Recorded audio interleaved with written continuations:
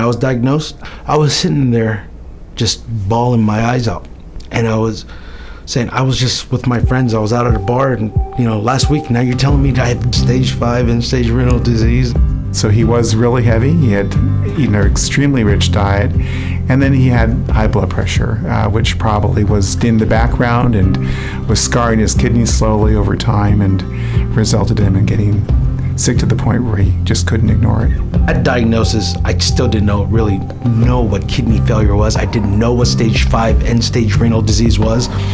And it was still looking at the doctors going, give me a pill, fix me somehow, do surgery, whatever you got to do, just fix the problem. Dr. Lisker was like, we don't fix it like that.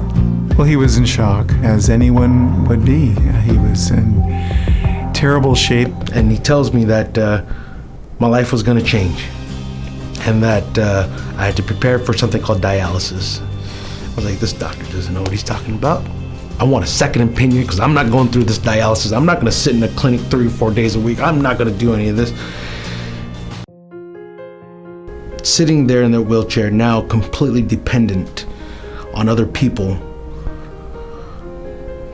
And at that moment was either A, I can sit down and wait for death. And that's when I definitively, in my mind, said to myself, I choose life. He was receptive to advice, and at that point he was really most comfortable with the in-center dialysis. So we had a permanent dialysis catheter placed. We talked about what things he could do to help him be a great candidate for transplant. So to do that meant becoming mobile, losing weight, and just showing that he could actually adhere to a regular treatment of medical care. It took everything inside of me. I got up out that wheelchair, and then I stumbled and I hobbled and I got to the porch. Took a breath of fresh air, came back inside, slept the rest of the day. But then I kept on doing that over and over again. When he first was sick, he said, I just want to be able to get to the car. Sidewalk became down the street. As I'm walking, let's try to run a little bit, see if I can jog a little bit. A buddy of mine introduced me to CrossFit. It got into the biking, and just everything progressed, and all of a sudden, the weight started coming off. So part of being on dialysis is that it's a team sport. We're all pulling together for the patient, and we all have a role to play. I am technically the captain of the ship, but really it's the patient who's really in charge. Dr. Lisker has been very active in my transformation in a lot of aspects of my training, my diet. He's reviewed my workouts. I've made videos and I've sent it to him. He's very good with his diet. He keeps track of it and he's on top of it.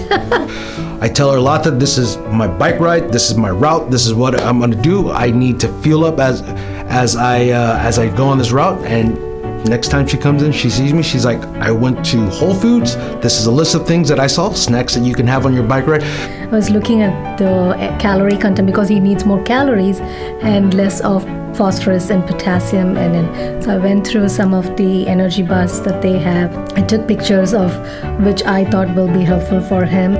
As his dialysis social worker, I kind of help him navigate his way through life, especially lately with his bike ride, but most importantly with his emotional well-being. She is one of the most upbeat persons that I've ever met, and so it's contagious. When you talk to her, you just feel uplifted.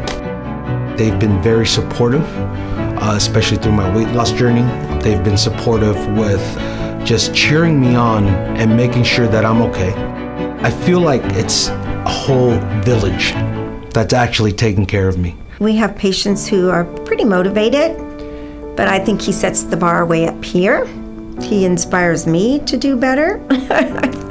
When I see him, I'm like, oh my God, you've been to the gym already, you've been to boxing class, you've already rode 10 miles. I got up and came to work. In January, I finally got the official letter from UC Davis Transplant Center saying that I'm qualified to receive a transplant, just because they reevaluated me. We're hopeful that he'll be transplanted with someone from the family this fall. Being motivated to not only lose weight, but lift yourself up to be able to be listed back for transplant, to be able to ride a bike when you haven't been able to even get up and move around is just like moving mountains. We're going to go from the San Francisco Bay Area down to San Diego, California. We're going to be riding one day, and we're going to get dialysis the next day and riding the day after. We're going to go anywhere between, I think it's 60 to 100 miles a day.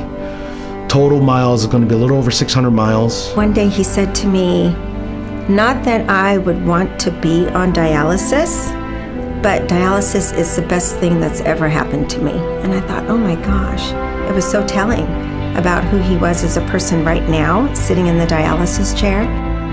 To me, that was just such an amazing statement to think how he was able to turn something that most people would think would be so horrible into this amazing journey and gift that he's able to give back to so many other patients. What I have to contribute is the story, the transformation, the inspiration, hopefully, of everything that I've been doing.